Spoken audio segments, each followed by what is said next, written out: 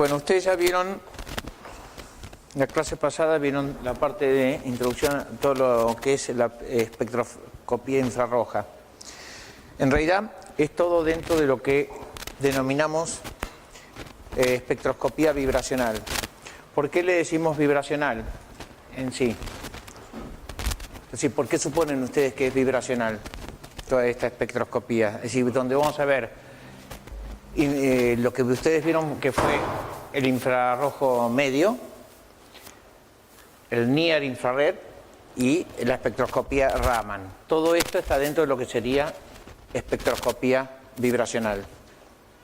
¿Por qué piensan que es así? Porque las energías que se van a analizar en esta espectroscopía tienen que ver con la energía de vibración que están en las moléculas. Es decir, lo que se analiza acá, lo que se obtiene como dato para poder analizar y vincular a propiedades físico-químicas de la materia, es energía relacionada con la energía de vibración de los átomos dentro de una molécula. ¿Sí? Antes decíamos que la vibracional era la infrarroja porque absorbía dentro de la energía esa porción que estaba en sintonía con la energía de vibración de los enlaces dentro de la molécula. Ahora vamos a ver que no es solo energía que se puede absorber, pero sí la energía que se mide tiene que ver con la energía de vibración de los enlaces. Vamos a ver lo que es el infrarrojo cercano, Near Infrared, y lo que es la espectroscopía Raman, donde ahí no se analiza lo que se absorbe, sino lo que se puede observar, ¿sí? Donde la radiación es distinta porque se ilumina con un láser y no se ilumina directamente con frecuencias de longitudes de onda del orden de los de la energía vibracional. Entonces, lo que vamos a ir viendo es las otras dos posibilidades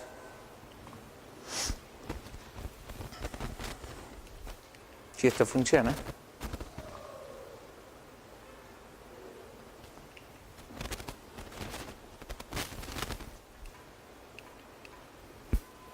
Bueno, vamos a pasarlo así. Donde también vemos, ahora analizando un poco lo que es la interacción de la energía con la materia, y vamos a ver que entonces se producen estos estados excitados, donde vamos a ver los cambios que se producen, y acá vamos a ver los fenómenos espectroscópicos que decíamos absorción, emisión, fluorescencia, o fenómenos de dispersión que pueden ser llamados como scattering, que es la dispersión elástica o inelástica. Entonces ahí vamos a ver en estos cambios que se producen qué es lo que vamos a poder observar.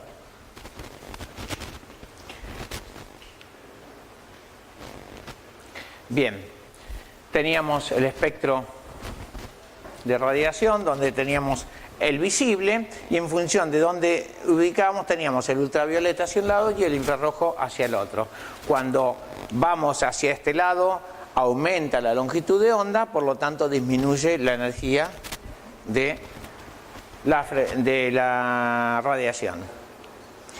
Si nosotros nos ubicamos dentro de, digamos, del espectro electromagnético, vamos a ver, digamos, las distintas, cómo podemos asociar el tipo de energía o el tipo de longitud de onda en función de varios parámetros conocidos. Y vamos a ver que en el caso de infrarrojo vamos a estar digamos entre el visible y las microondas, ¿sí? Donde las microondas podríamos estar en este tipo de figuras y obviamente que hacia el lado del visible o mayores energías vamos a tener cada vez longitudes de onda mucho más pequeñas. Esto también lo podemos ver en función de temperatura. Si hacemos una escala, lo sacó.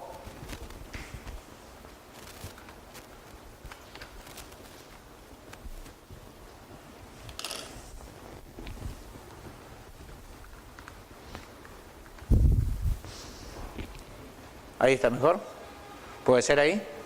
¿Mejor? ¿Listo? Bien, entonces podemos tener una escala en función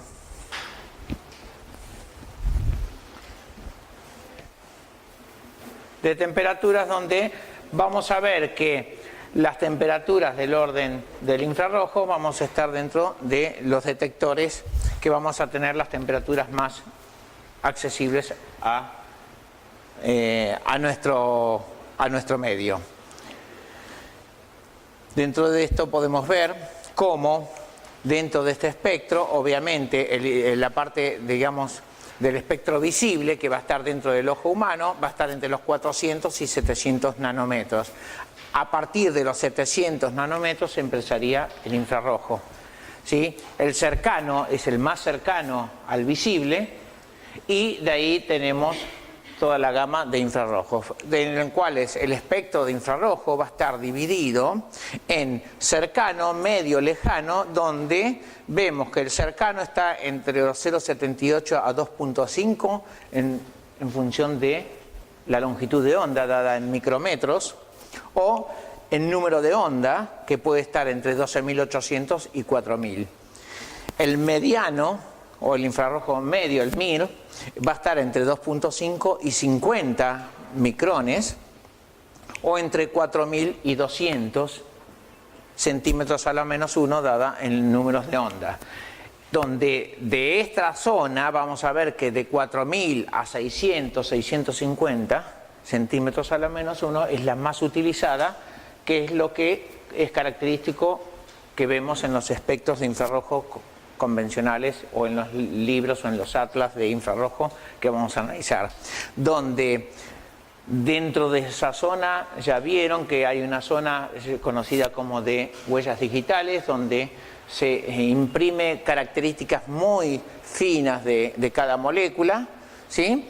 Y donde eso comprende del orden de 1200, 1400 a 600 o 650 centímetros a la menos 1, ¿sí?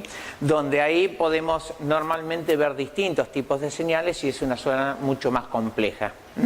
Ya les habrán dicho cómo era eso para poder caracterizar e identificar compuestos. Algo que he visto mucho en los exámenes y por ahí como que utilizan eso como criterio de identidad. Ojo que no es esa parte nada más, tiene que ser todo el espectro. Siempre hablan y queda medio confuso cuando lo expresan, y no es que con las huellas digitales o la zona de las huellas digitales es suficiente como criterio de identidad. Se compara todo el espectro, ¿sí? Desde los 4.000 hasta los 650 centímetros a la menos 1, ¿sí? Donde en el resto lo que vemos son las bandas fundamentales, sobre todo de grupos funcionales característicos de la sustancia, donde vemos ya algunas características principales y que tienen bandas muy fuertes y son muy características de algunos compuestos, como ser los carbonilos, los grupos amido, los grupos aldehído, algunas funciones del aldehído, aromáticos, etc. Ahí vemos estas características funcionales que también deben coincidir. No es que nada más que me voy a la parte de huellas digitales y eso tiene que... No, todo el espectro es el que tiene que coincidir, ¿correcto? Lo que pasa es que por ahí, en la zona de las funciones principales, bandas principales, fundamentales, ahí a veces son bandas muy fuertes y es muy fácil que dos sustancias parecidas coincidan bastante. Y la diferencia va a estar en la parte de huellas digitales, pero tiene que coincidir todo. Bien, normalmente tenemos que la energía está cuantizada y está en función de esta fórmula donde vemos que el número de onda puede darse como directamente la inversa de la longitud de onda. Y esto es porque cuando medimos los espectros en estas espectroscopías, normalmente se mide porcentaje de transmitancia, es decir, lo que no ha sido absorbido por la muestra, en función de el número de onda o de la longitud de onda. Y a veces en los mismos gráficos arriba se grafica una de las formas y abajo se grafica la otra. La idea de esto es para que cuando se grafica en función del número de onda, a medida que crece ese número de onda, crece la energía, que es la energía que se correspondería ¿con quién? Con la energía de enlace. ¿Sí? La energía que absorbe está relacionada a la energía del enlace. Por eso también uno asocia en estas espectroscopías qué tipo de enlaces. Enlaces que tienen mayor fuerza de interacción van a tener mayor energía. Por lo tanto, es esperable a longitudes de onda menores. Mayor energía, menor longitud de onda, mayor frecuencia. Siempre energía y frecuencia son proporcionales de acá. ¿Sí? La frecuencia es proporcional a la energía. El número de onda, donde la frecuencia es inversamente proporcional al número de onda, es inversamente proporcional a la energía. Entonces, por eso se grafican, los gráficos aparecen en las dos unidades. A veces aparece el número de onda arriba y longitud de onda abajo. Bien, entonces tenemos una excitación cuando hay interacción con la energía. Se absorbe energía por la muestra y eso trae ocasionado que pueda haber modificaciones en la zona de las microondas o en la zona del infrarrojo o del UV visible, ¿sí? Que son las espectroscopías más conocidas o más características, donde vamos a ver si es en la zona de microondas esta energía que produce la excitación o donde nosotros nos concentramos a medir. Entonces lo que vamos a ver, esa medición va a tener que tener alguna relación con los niveles rotacionales en los enlaces dentro de una molécula. Si nosotros es lo que estamos mirando, entonces eso lo vamos a interpretar como cambios en los niveles rotacionales. ¿Se entiende eso? No es que no exista lo demás, sino que uno cuando se sitúa en su sistema y ve y trata de analizar qué es lo que está mirando, detectando, entonces uno tiene que interpretar eso. Si yo estoy viendo en la zona de microondas, voy a ver esto. Si yo estoy analizando y detectando frecuencias en la zona del infrarrojo, entonces lo que voy a ver es mínimo niveles vibracionales, pero como estos niveles rotacionales son de mucha menor energía, también se pueden producir. Por lo tanto voy a ver vibracionales y rotacionales. Es decir, puedo llegar a ver eso. ¿Se entiende? No voy a ver saltos de niveles electrónicos, porque la energía no es suficiente para que se produzca ese salto. ¿Se entiende? Si yo estoy en el UV, voy a tener la posibilidad de ver los saltos electrónicos y por lo tanto voy a también ver los demás. Por eso un espectro de UV es mucho más complejo, es muy difícil encontrar espectros de UV con bandas características, sino que vamos a tener bandas mucho más anchas, porque la complejidad de estos saltos es mucho mayor. La cantidad de saltos que se pueden producir, no solo electrónicos, sino vibracionales y rotacionales, es mucho mayor. Y eso hace que la energía que se absorbe ocupe una banda mucho más ancha. No es posible distinguir los distintos saltos, entonces aparecen las bandas. En el caso, por ejemplo, de absorción atómica, que veíamos líneas, es porque uno puede, de alguna forma, hacer que la interacción de la energía sea de lo más monocromática posible. Por lo tanto, la posibilidad de hacer distintos saltos es en una sola frecuencia, ¿sí? Entonces ahí es que aparecen mejores las líneas y no las bandas.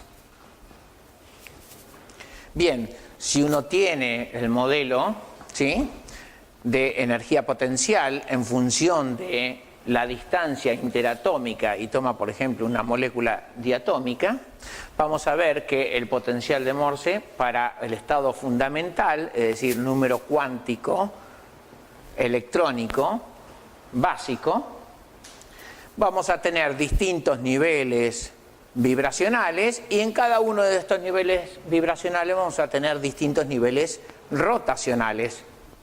¿Correcto? Esto para la teoría cuántica quiere decir que cada vez que se absorbe, se producen cambios de energía, son estados cuantizados, ¿sí? Estados discretos de energía. La idea es que este potencial de Morse implica que si R es la distancia entre estos dos átomos, yo voy a tener que cuando esta distancia es prácticamente cero, la energía potencial es máxima, es como que es imposible que estén los dos átomos ocupando el mismo espacio. ¿Sí? estarían fusionados, ¿sí? Por lo tanto, la energía potencial es máxima. Si yo voy estirando, voy teniendo como si fuese un resorte, esa energía de enlace es como que yo tengo una posición en la distancia donde la energía puesta en juego ahí está en cierto equilibrio y es mínima. Es como que está en descanso. Esa es energía mínima, ¿sí? Si yo lo estiro, tengo mayor energía. Si yo lo suelto y se achica, es como que se libera esa energía y se está poniendo en juego energía. Si ahí veo las distintas posiciones, ¿sí? Tanto de un lado como del otro. Hasta que yo puedo hacer que lo estire demasiado y ya la energía es suficiente para que se rompa ese enlace. Entonces puedo romper el enlace. Por lo tanto, acá se acaba el gráfico de energía potencial. Entonces ahí puede ser también que yo pueda tener distintos niveles de energía vibracional, pero también distintos niveles de energía electrónica. Es saltar, de nivel electrónico a un nivel electrónico superior, ¿correcto? Y eso es lo que se interpreta con toda la espectroscopía. Vamos a hablar de las moléculas polares y decir que una molécula se considera polar cuando tengo una distribución asimétrica de la densidad electrónica dentro de la molécula. Y vamos a hablar de polarizabilidad a la capacidad que tiene esa molécula con una distribución asimétrica de la densidad electrónica de poder también cambiarse bajo distintas circunstancias. Entonces eso sí que la molécula tiene polarizabilidad. Y esto es lo que más nos va a atraer en lo que es la espectroscopía vibracional. Vamos a tener en una molécula movimientos de traslación, rotación y vibración-rotación. Lo que tenemos es que si n es el número de átomos en una molécula, 3n es el número de grados de libertad que tiene esa molécula. Considerando que si la traslación es en los tres ejes, y la rotación también es en los tres ejes, entonces ahí tenemos que restar 6 grados de libertad para definir lo que es el movimiento de vibración-rotación. En el caso de una molécula diatómica, yo voy a tener que uno de los ejes no existe, porque bajo ese eje tener distintos, digamos, movimientos es lo mismo, ¿sí? Por lo tanto va a ser 3n menos 5 los grados de libertad de la vibración. Eso es lo que produce una variación en el momento dipolar, todos esos grados de libertad vibracionales, ¿sí? Esto es lo que produce esta variación, es la absorción de energía. La variación de ese momento dipolar debido a los movimientos vibracionales produce una absorción de energía que va a estar en sintonía con esa energía puesta en juego en la variación del momento dipolar. Es decir, como que yo tengo un resorte uniendo a dos átomos que va a tener una cierta polaridad, va a tener una densidad electrónica asimétrica. Cuando estos dos átomos varían, lo que está variando, varían por vibración, lo que está variando ahí es el momento dipolar, el módulo de esa polaridad. La frecuencia con la que varía ese módulo está relacionada a la energía con la cual voy a absorber. Esa energía que voy a absorber es la que me está diciendo qué energía está relacionada con esa energía de enlace. Por eso lo que absorbe me va a dar ciertas bandas y eso es lo que me dice, asocio esa intensidad, esa energía que absorbe y esa intensidad con el tipo de enlace que tenga, con el tipo de uniones, y eso es lo que me permite dar un espectro en el IR, ¿sí? Bien, así podemos tener las distintas zonas donde si yo tengo uniones dobles voy a tener esta zona, o uniones simples entre carbonos con heteroátomos, o distintos tipos, digamos, uniones simples con otras, carbono-carbono, carbono con otros heteroátomos, o en el caso de heteroátomos unidos a hidrógenos.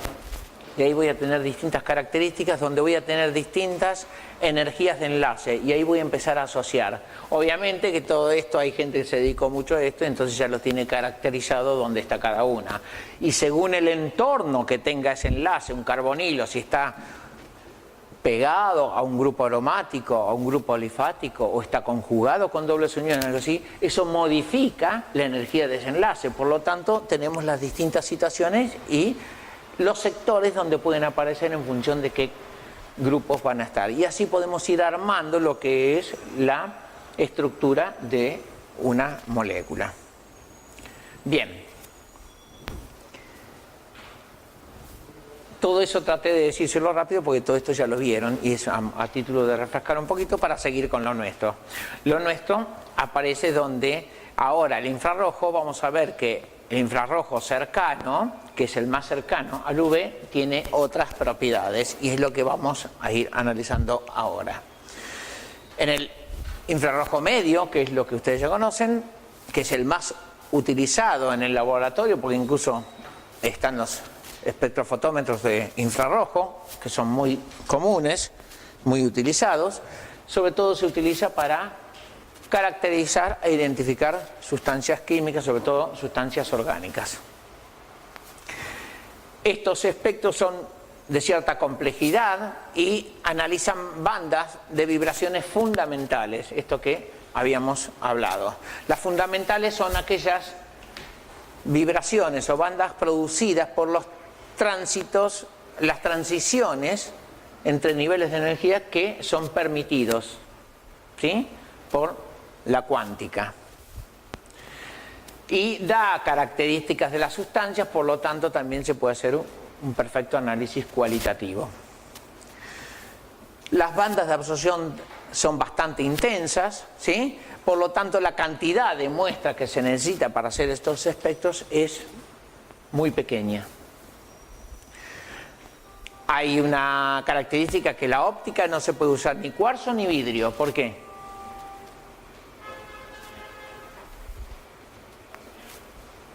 ¿Qué pasa con la señal? Porque absorbe, el cuarzo y el vidrio absorben, por lo tanto interfiere con la muestra, ¿sí? Es como si yo trato de medir algo poniendo un filtro de lo que yo quiero medir. Y tiene que haber un contacto directo con el material, digamos, se preparan las muestras para que tengan contacto directo, ¿sí?, con el instrumento. En el infrarrojo cercano, que es de mayor o de menor energía,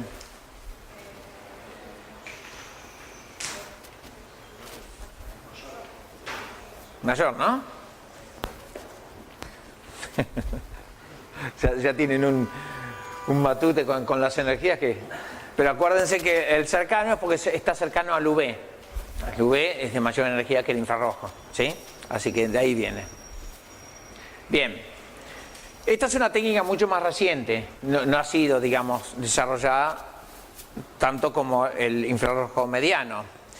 Pero no mide tanto bandas fundamentales, sino más sobretonos o combinaciones de bandas vibracionales.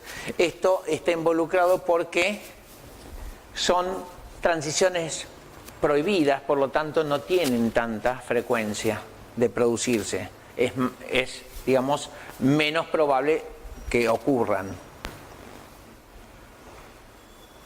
Generalmente involucran un átomo de hidrógeno. Los espectros dan bandas mucho más anchas, por lo tanto no son muy característicos. Hay mucha superposición y digamos, y efectos de matriz, por lo tanto estas bandas, digamos, no son características de las sustancias, pero tienen otra cosa: al tener baja absortividad tienen un mayor camino óptico, ¿sí? Y por ende es muy importante para el control de procesos o el control de productos. Al tener que tener un mayor camino óptico, estos espectros son mucho más representativos de todo el material, ¿sí? Mientras que en el IR medio tenía muy poco material, no es tan representativo. Y si yo quiero chequear una partida de un producto, lo que tengo que hacer es tomar muchas muestras de distintas partes, de distintos lotes. Mientras que en esto yo puedo tomar una muestra mucho más amplia y ser mucho más representativa. Por otro lado, no solo es importante para el control de procesos, sino que también es adecuado para medir ciertas propiedades de la materia, como puede ser humedad o, por ejemplo, el grado de proteínas que tiene un material, porque de alguna forma ve aspectos más gruesos de la materia, no observa lo que serían pequeñas trazas o impurezas. De hecho, las impurezas no influyen en estos materiales. Como tampoco influye el agua, muchas veces se utiliza en estos procesos como para control de secado de material, porque el agua no tiene tanta influencia, entonces uno puede ver grandes cantidades de agua y tener cambios nada más que por las cantidades de agua. ¿Cómo se analiza esto? En realidad estamos dentro del infrarrojo cercano de mayor energía, pero aparte se puede controlar la intensidad de la radiación y normalmente se utilizan de mayor intensidad que en el infrarrojo medio. De hecho, regulando la intensidad uno puede regular la penetración del haz de luz en la materia que quiere analizar. Entonces, lo que se produce acá es cuando se irradia con una cierta longitud de onda, puede ser que parte de la energía sea absorbida, puede ser que parte de la energía sea reflejada, o puede ser que parte de esa energía que no ha sido absorbida sea transmitida a través de la sustancia.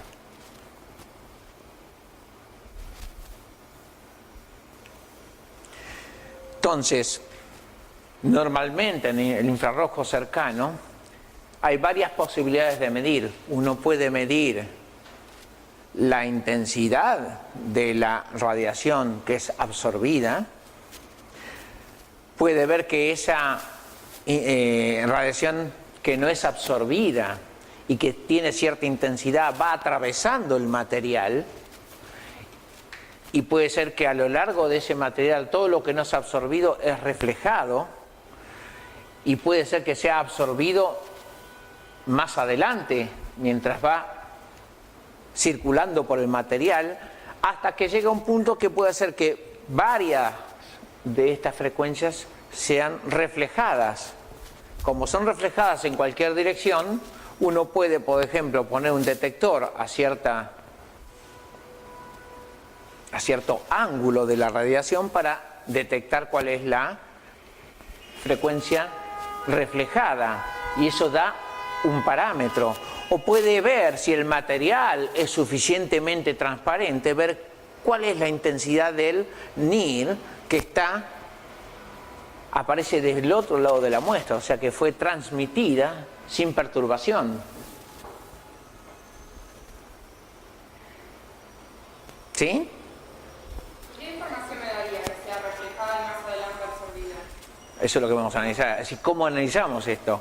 Pues hasta ahora, ¿qué dijimos? Nosotros con el MIR, en el medio, lo que hacíamos es asociar la energía absorbida con la energía de unión de ciertos enlaces dentro de la molécula. Y ahí podíamos ver estructura de la molécula, ver, digamos, conjuntos funcionales dentro de una molécula. Ahora acá esta información es de otro tipo. Lo que vemos es qué es lo transmitido, qué es lo reflejado o qué es lo absorbido. Según el material, si estamos trabajando con un material ópticamente muy poco denso, entonces podemos analizar lo que es transmitido. Si tenemos un material que pueda tener cierta reflectancia, entonces podemos analizar la luz reflejada o podemos analizar la luz absorbida dentro del infrarrojo cercano.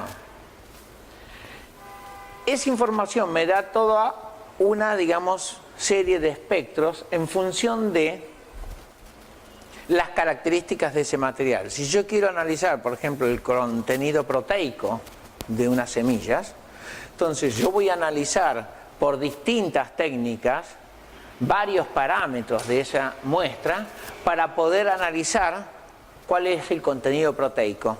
Y lo voy a ir comparando todos estos análisis con el infrarrojo que yo esté midiendo en ese momento.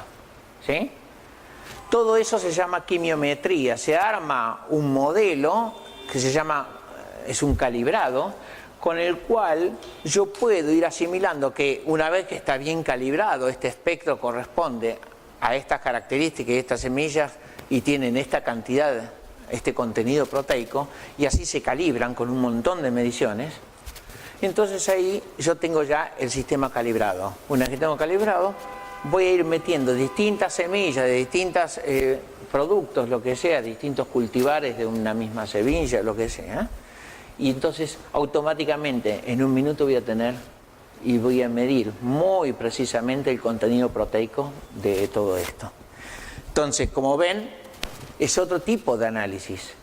No es que ahora me va a decir esto utilizando la energía dentro de la zona del infrarrojo, ¿sí? Nada más que del infrarrojo de mayor energía, yo voy a tener otro tipo de datos para tener, por ejemplo, control de procesos. Voy a poder también medir control de secados de semillas o de materiales.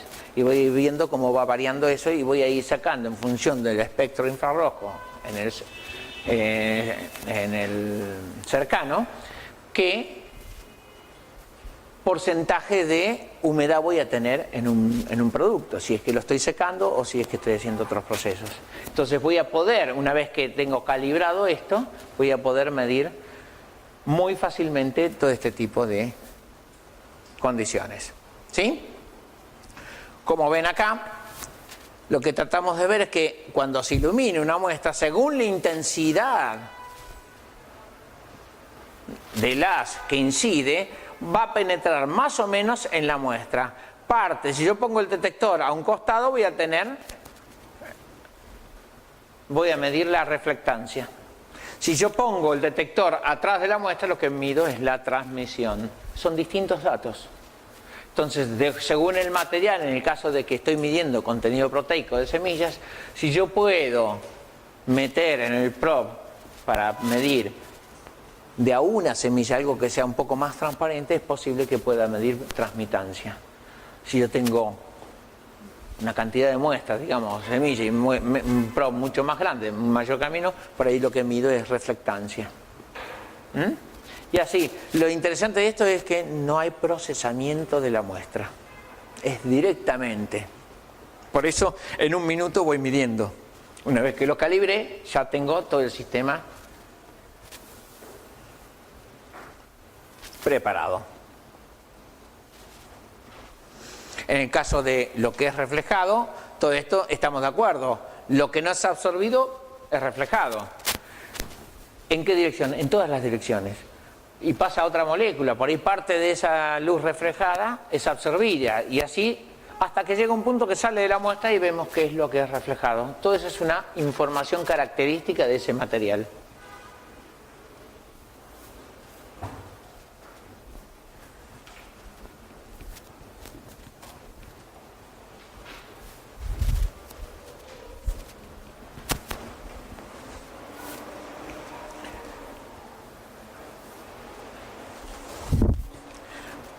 ¿Cuáles serían las ventajas entonces de infrarrojo cercano sobre el medio? Por ejemplo, podemos usar vidrio y cuarzo. Entonces, eso es bueno para la óptica, ¿sí?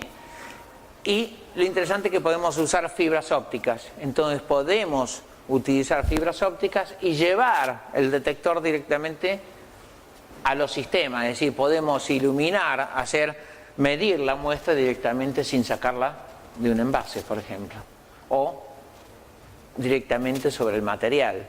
No tenemos que llevar la muestra al instrumento, ¿sí?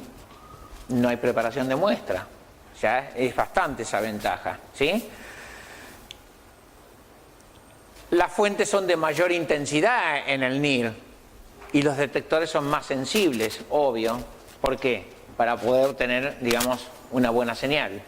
Al tener menor sensibilidad tenemos que tener por un lado la intensidad también la regulamos en función de cómo queremos que penetre la radiación en el material, ¿sí? La intensidad de la señal también tiene que ver con el tipo de análisis que queremos hacer.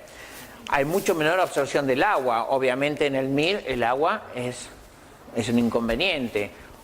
Los equipos modernos ya tienen un sistema en el cual se hace un autobalance con la humedad ambiente, entonces eso permite, digamos, mejorar un poco.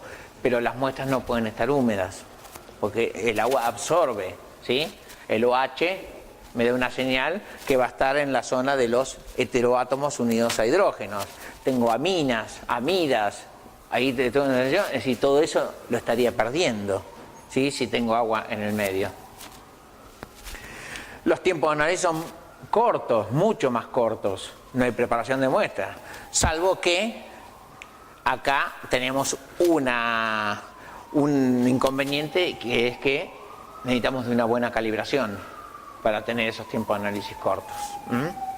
Por otro lado, los caminos ópticos son largos. Esto hace que tenga una mayor cantidad de muestra, entonces es mejor en cuanto a la representatividad de lo que estamos analizando. Es menos sensible a variaciones en el camino óptico y también es menos sensible a efectos como suciedad en ventanas o contaminantes. Por lo tanto, es un buen sistema para medir, digamos, comportamientos macroscópicos de un material. Algunas desventajas son la información espectral. Obviamente que con un IR medio yo tengo una información espectral bastante buena, tal que pueda caracterizar una sustancia. Con el cercano no, yo puedo sacar algunas propiedades, pero no puedo caracterizar una sustancia. Las bandas son muy anchas, es muy difícil de tener una selectividad que es muy baja en el NIR. Y la calibración. La calibración habla de que necesito una quimiometría donde es bastante dificultosa de hacer y también de mantener. Si una vez que tengo calibrado, también la corroboración de esa calibración no es tan sencilla. Hay que medir algunos parámetros para recalibrar constantemente. En cuanto a la baja sensibilidad, no detectar estos componentes minoritarios que se transforman en una ventaja. Es decir, no importa que la muestra esté impura, yo puedo analizar las características principales de esa muestra. Las impurezas no me influyen tanto. Si alguien quiere repetir o parar, me avisan, ¿eh? Bueno, ¿cuáles son las aplicaciones del NIR, del infrarrojo cercano? En controles de proceso, por ejemplo, humedad para liofilizados, lo que hablábamos recién. Seguimiento de procesos de secado, análisis de contenido de proteínas en distintos alimentos, humedad en semillas. En astronomía se utiliza mucho como óxido de titanio, cianuros o monóxido de carbono, donde se obtienen informaciones sobre todo de edades, digamos, de las estrellas más jóvenes, entonces se pueden obtener algunas informaciones al respecto. Se utiliza mucho en monitoreo remoto para el control en suelos o en plantaciones, todo esto a través de vía satélite, se utiliza bastante. Se utiliza mucho en las ciencias de materiales, sobre todo para el análisis de nanopartículas o de algunos recubrimientos film, para poder analizar todo este tipo de cuestiones. Y se utiliza también mucho en aplicaciones medicinales, sobre todo porque esto de utilizar fibras ópticas hace que el método sea no invasivo. Eso es una característica bastante importante. Muchas veces se puede medir el contenido de oxígeno en hemoglobina. Muchas veces se puede utilizar para en psicología cognitiva o para ver actividad neuronal, en función de que cuando se da una orden al cerebro, para ver qué parte del cerebro se acciona, se produce un flujo de hemoglobina oxigenada. Esta hemoglobina oxigenada es transformada a dioxihemoglobina. Esos cambios pueden ser observados a través del NIR y eso puede ir generando lo que se llama un NIR de imágenes. Entonces puede producirse imágenes para análisis de este tipo de funciones.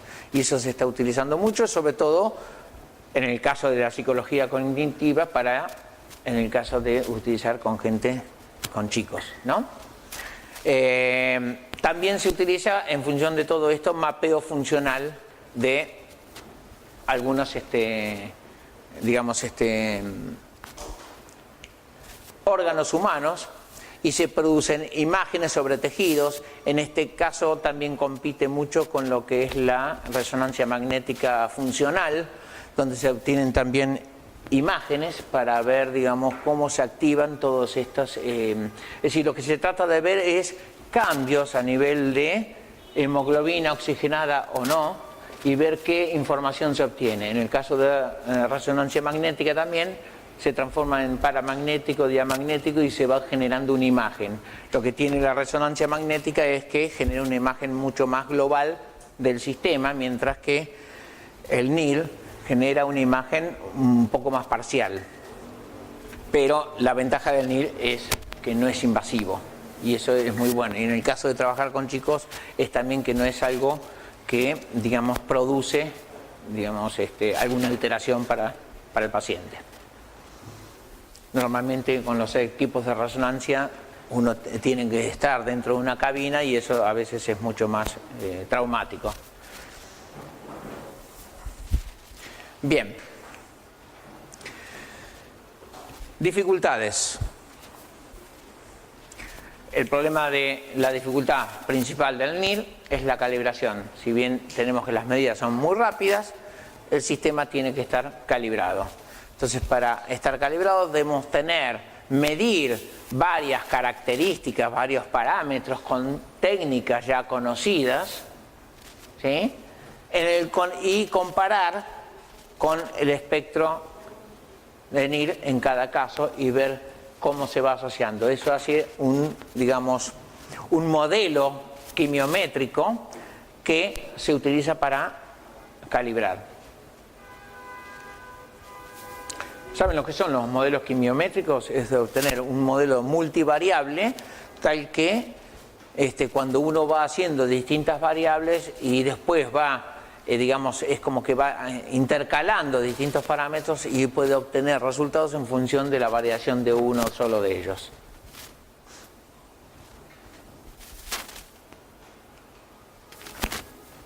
Bien.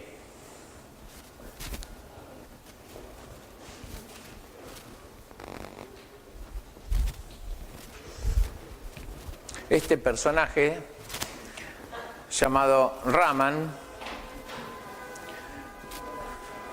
parece es un físico indio que parece que ha hecho un descubrimiento muy interesante, y es el efecto Raman, que lo descubre en el año 1928 y por el cual en el año 1930 obtiene el premio Nobel.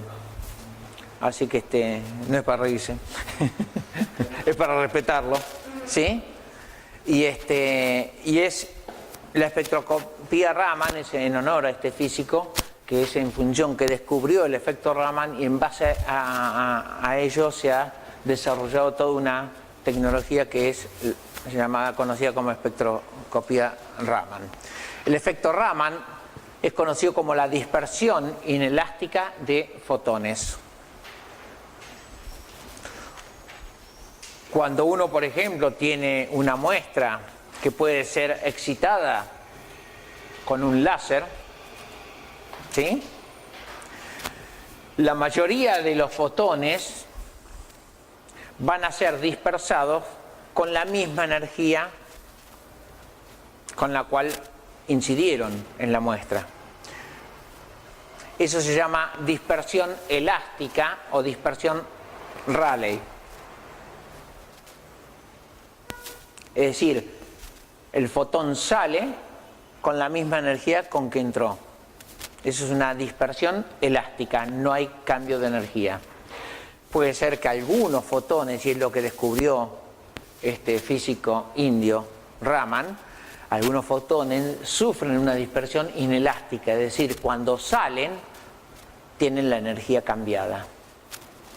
Y eso es el efecto Raman. Es decir, si vemos los niveles, vamos a ver que si estamos en el estado fundamental, son excitados a través de un láser, ¿sí?, a un estado excitado superior. Cuando se desexcitan, vuelven al estado fundamental. Por lo tanto, la energía que se pone en juego de ida y de vuelta es la misma. Eso le pasa a la mayoría de los fotones. Son excitados y vuelven a su estado fundamental. Hay otros que son excitados y cuando vuelven, se desexcitan, no vuelven al estado fundamental, sino a un estado basal excitado.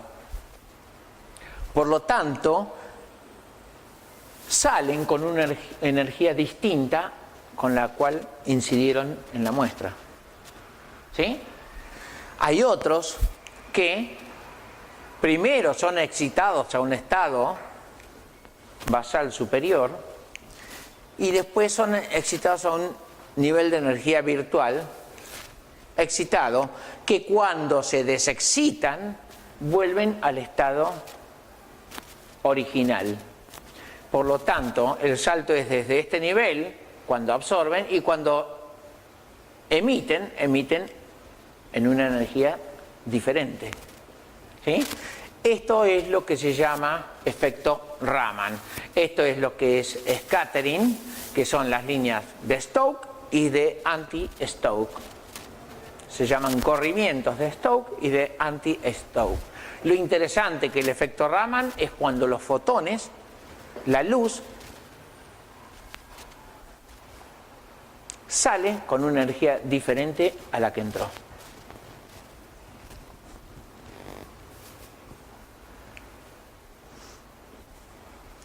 Entonces, si uno hace la diferencia, cuando tiene la misma energía, tiene la dispersión Rayleigh. Cuando tiene el efecto Raman, puede ser en un scattering Stokes, o sea, dispersión en Stokes o anti-Stokes, donde la diferencia de energía puede ser si es negativa o si es positiva.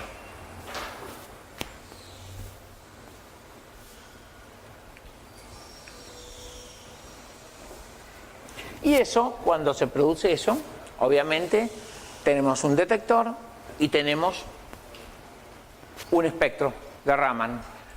Las características de ese espectro Raman es muy similar a la del IR medio.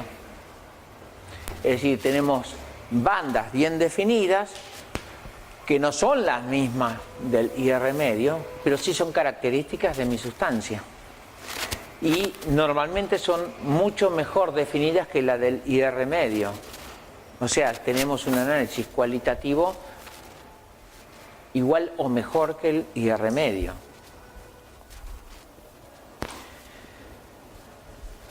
¿Qué otras ventajas podemos tener? No es destructivo. En principio, porque puede ser destructivo, porque estamos iluminando con un láser. La potencia del láser la podemos controlar a gusto. Si ponemos un láser con mucha potencia, es posible que quememos la muestra. Entonces ahí la estamos destruyendo, ¿sí? Eso hay que tener cuidado. ¿Y por qué podemos variar la potencia o aumentar la potencia? Porque puede ser que la muestra no sea muy accesible para Raman. Entonces se llaman muestras oscuras. Si la muestra es oscura, hay que aumentar la potencia para ver si obtenemos el espectro Raman. Si nos pasamos de esa potencia, puede ser que la quememos, ¿sí? Entonces ahí tenemos que tener algunos cuidados, pero bueno, todo es salvable. Es sencillo, prácticamente poca o nada preparación de muestra. No necesito contacto con la muestra. ¿Esto qué implica? que puedo utilizar fibras ópticas, puedo transmitir un láser a través de una fibra óptica. ¿Sí? Entonces yo puedo dispararle con un láser a una muestra en un probe que puede estar en cualquier lado. ¿Sí? Se pueden hacer a alta temperatura los estudios, se pueden hacer in situ en envases de vidrio, es decir, el vidrio no me molesta, entonces yo puedo tener una muestra envasada, iluminarla a través del envase con un láser y obtener un espectro Raman. Ellos se imaginan que si yo tengo una pistola con un láser para hacer Raman, yo automáticamente tengo un batch de producto con distintos lotes y yo puedo andar midiendo con la pistola directamente sobre cada uno de los lotes a través de un blister o de un envase de vidrio. No tengo que hacer otra cosa. Yo puedo detectar sustancias a veces a través de distintos materiales, por ejemplo en un aeropuerto, para ver control de tráfico de drogas, de armamentos, de lo que sea. ¿Sí? Puedo tener un sistema de esto y es... Obviamente hay que tener cuidado porque si el láser es de cierta potencia y tengo gente ahí, que no terminen un poco heridos, sino agujereados. ¿Sí? Bueno, pero ahí está, digamos, y son todas aplicaciones que se están... Raman es mucho más moderno, si bien en el año 30 obtuvo el premio Nobel, recién en el año 60 empezaron a haber algunos, digamos, aplicaciones con el avance de los láser, los distintos láser. Recién ahí hubo equipos un poquito, empezó a haber la tecnología de los espectrómetros de Raman y con las distintas características. Hoy en día es una de las tecnologías que más está avanzando y vamos a ver al final hacia dónde está yendo, pero es algo que está todavía mucho en desarrollo y se están implementando cosas nuevas. Es interesante porque también sirve para identificación de contaminantes pequeños, es decir, algunos contaminantes pueden ser detectados en distinto grado. ¿Cuáles son los materiales susceptibles en Raman? La condición es que haya una variación en la polarizabilidad de una molécula, esto que les explicaba hoy, que la molécula de alguna forma pueda ser polarizable de distintas formas, se pueda tener variación en esa polarizabilidad. En general la mayoría de los materiales presentan actividad en Raman, pero con distinta intensidad. Algunos pueden tener bandas de mayor intensidad y otros pueden tener bandas de menor intensidad en función de qué tipo de material. ¿Quiénes tienen señal fuerte? En general las moléculas orgánicas y las moléculas inorgánicas poliatómicas suelen tener buena intensidad. ¿Quiénes tienen señales más débiles? Moléculas pequeñas de alta polaridad, por ejemplo el metanol, el agua. Señal débil, eso es importante porque también puede ser como un sistema para control de, digamos, de humedad. Moléculas que tienen solo uniones simples, carbono-carbono, carbono-oxígeno, esas también tienen señales relativamente bajas, entre los cuales podemos ver celulosa, azúcares, alifáticos. Es decir, este tipo de sustancias no son de tener señales muy altas. ¿Y cuáles son las muestras difíciles en Raman? Muestras negras o muy oscuras. ¿Sí? Esas son muy difíciles porque ahí es cuando yo tengo que aumentar la intensidad del láser y es donde podemos tener el peligro de poder quemar la muestra. Los colores intensos, el azul, el verde brillante, todos esos son interferencias interesantes. Lo que es fluorescente, todo lo que produce fluorescencia interfiere en gran manera. Normalmente interfiere más con las bandas producidas por las líneas Stokes que las anti-Stokes, pero puede llegar a influenciar en todo y puede, digamos, opacar todo el espectro Raman. La mayoría de los metales y sustancias elementales también son difíciles de analizar por Raman. En el caso de productos naturales y sustancias biológicas, estos también, porque muchas veces florecen, las proteínas, los lípidos, hidratos de carbono, son sustancias que tienen muchas uniones simples, carbono-carbono, carbono-oxígeno o carbono-hidrógeno, donde eso no dan buenas señales, por lo tanto no son accesibles a tener un Raman, un espectro Raman que sea identificatorio. Es posible que se utilice el Raman por ahí para ver cambios en muestras, para poder asociar. Se está utilizando mucho Raman, por ejemplo, para caracterizar bacterias. Se está utilizando mucho toda la espectroscopía vibracional para obtener imágenes. Estas imágenes reflejan cambios en las muestras y se está analizando para ver sistemas biológicos, para ver cómo son esos cambios y asociarlos a distintas características. Todo eso se está usando mucho. Si tenemos que comparar Raman con infrarrojo cercano, vamos a ver que algunas similitudes no tienen contacto con la muestra, no es necesario agarrar la muestra, procesarla y meterla dentro del instrumento, sino que a través de una fibra óptica yo puedo acceder a la muestra. El impacto del agua es también importante porque no es tanto como en infrarrojo mediano, siendo mucho menor en Raman que en NIR. Por eso el NIR es el más utilizado para control de humedad o procesos de secado, liofilizados, etc. Los dos en general no son apropiados para análisis de trazas, menos el NIR que el Raman. Y ninguno de los dos también son muy útiles para analizar o elementos o sales iónicas.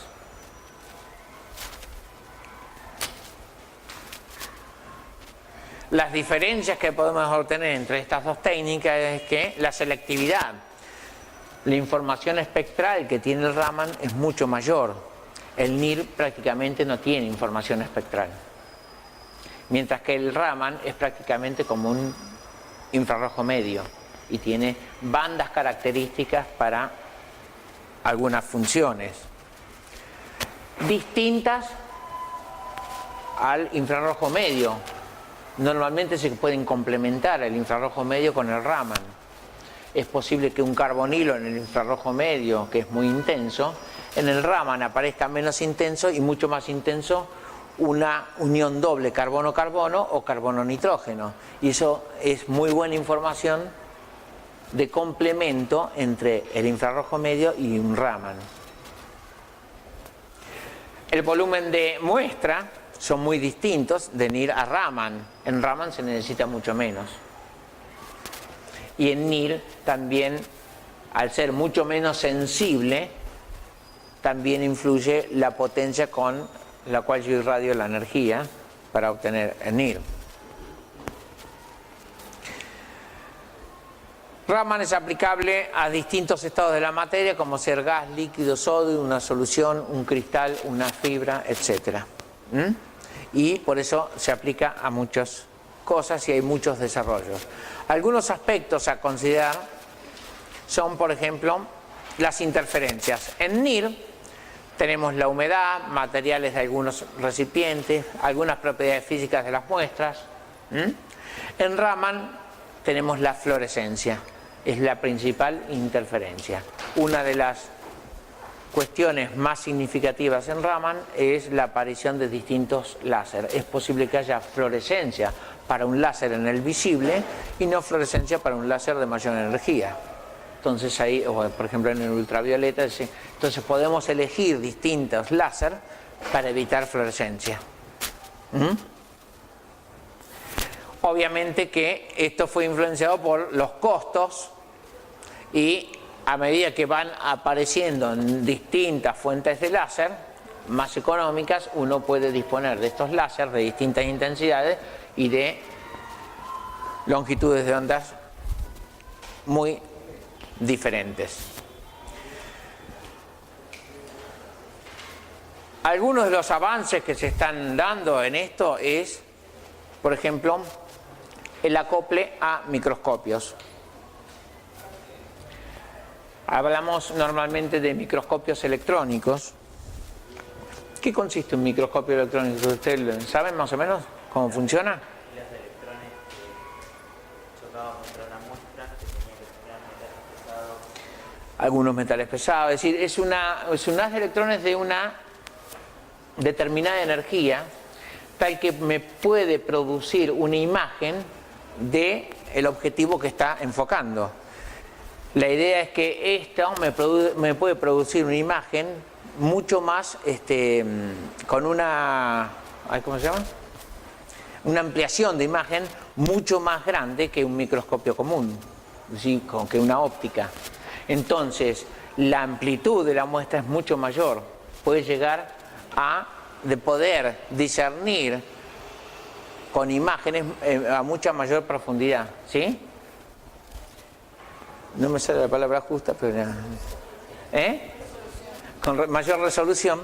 Y la idea de esto es que yo puedo entonces enfocar muestras cada vez de mayor resolución, y ahí, acoplado a un Raman, yo puedo focalizar un láser en un punto mucho más exactamente y no iluminar un sector de la muestra demasiado grande.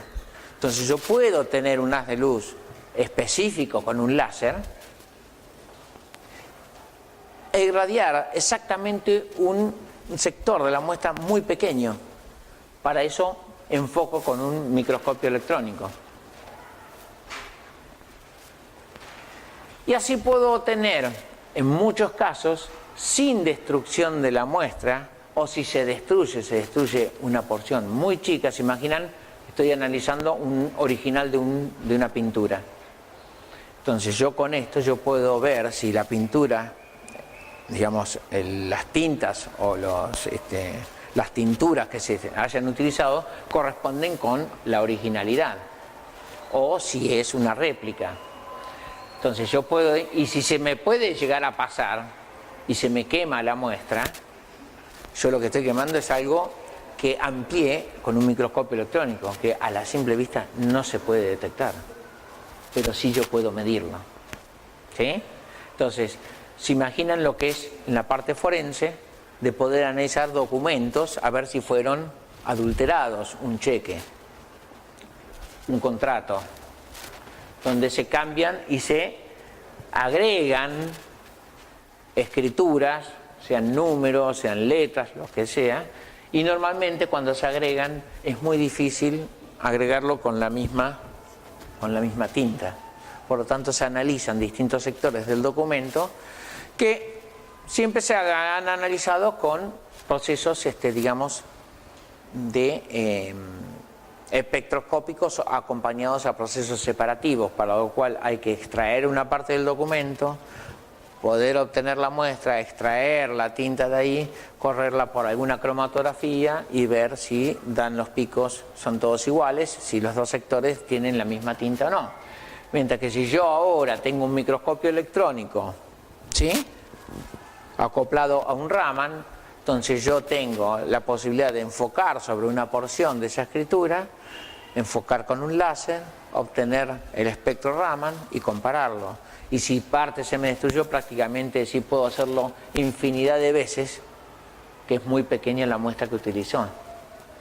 En la parte forense es muy interesante no destruir la muestra, es decir, conservar la muestra por si hay que repetir, por si hay alguna, digamos, alguna queja de alguna de las partes. Entonces eso es muy importante.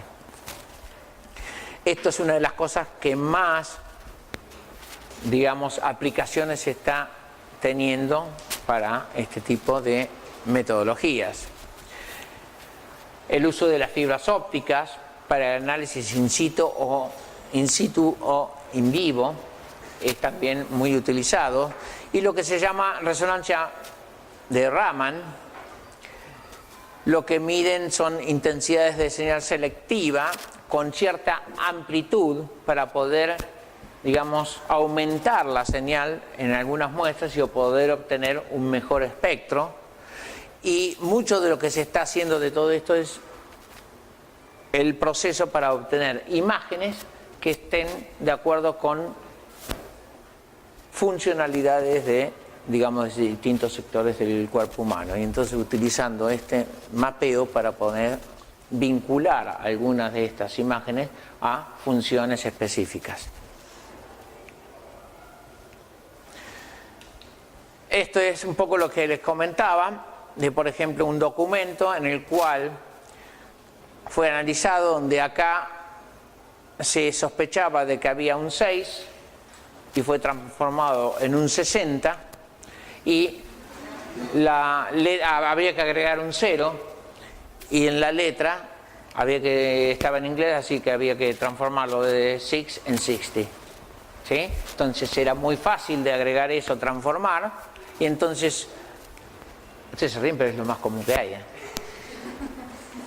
Es lo que más se analiza en lo que es adulteración de documentos, cómo se falsifican los cheques o un contrato, la fecha de contrato, si hubo un problema laboral y uno quiere transformarlo diciendo no, este empleado estaba desde tal fecha y no desde tal otra, y le cambio la fecha. El contrato le dice otra cosa.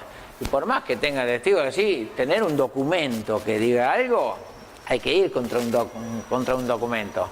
Bueno, muchas de las cosas, yo trabajo en la justicia, muchas de las cosas que se presentan es, este documento fue adulterado. ¿Sí? ¿Cuántos hay? A mí me ha pasado de que me adulteren una firma en la contratación, ahora no tanto, pero en una época de tarjetas de crédito o de algunos planes, algo así, y fue adulterado. Los planes de celulares antes adulteraban, había empresas que adulteraban los contratos. Y eso era fácil de demostrar, es decir, todo eso. Después se dejó porque obviamente que era una barbaridad lo que se estaba haciendo. Pero bueno, al principio se trató.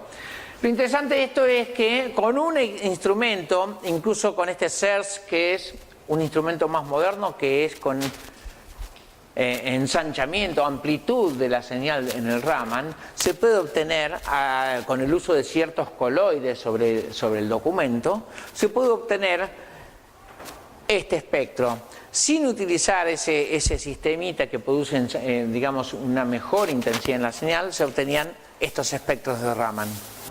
Utilizando esto fue transformado en estos espectros. Y como ven acá, hay sectores, ven, están comparando la S con la I del 60.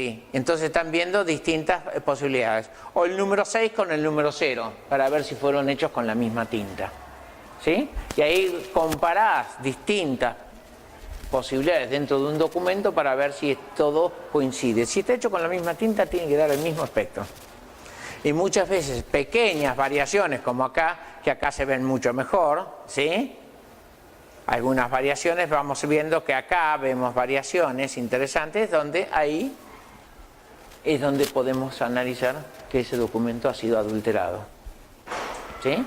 Y es interesante porque posiblemente la clase que viene vamos a ver un poquito de repaso de todo lo que es preparaciones de muestras, porque hay cosas que hemos visto que después de tantas metodologías es como que se les confunde un poco todo lo que es el muestreo, qué es lo que se trata de conseguir todo eso, y algo de lo que les voy a mostrar de lo que son las aplicaciones forenses de la química, para ver, digamos, cómo todo esto puede ser volcado y depende mucho del ingenio de cada uno. Eso es, yo como perito químico he trabajado mucho en la parte forense, y muchas veces lo interesante de eso no es los métodos con los cuales automáticamente se hacen cosas, sino cuando vienen cosas nuevas, cómo es el desafío, qué técnica puedo utilizar para tratar de ver algo. Y es ahí donde ustedes se tienen que dar maña y decir, con eso yo puedo ver esto.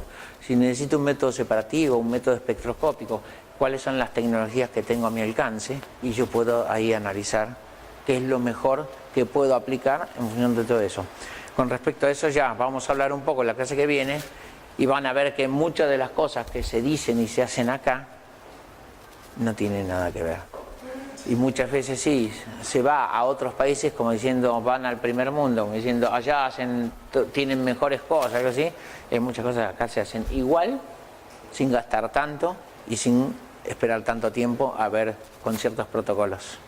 Es decir, no es cuestión de tener el enchufe que enchufe con 5 patitas, sino que con 3 patitas alcanza y uno lo puede también prender el instrumento y darse maña de poder hacer análisis, ¿no?